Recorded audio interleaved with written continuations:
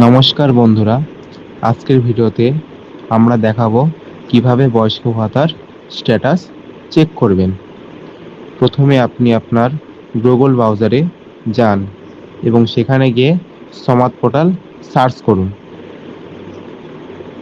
তারপরে যে track application status অপশানে গিয়ে ক্লিক করুন।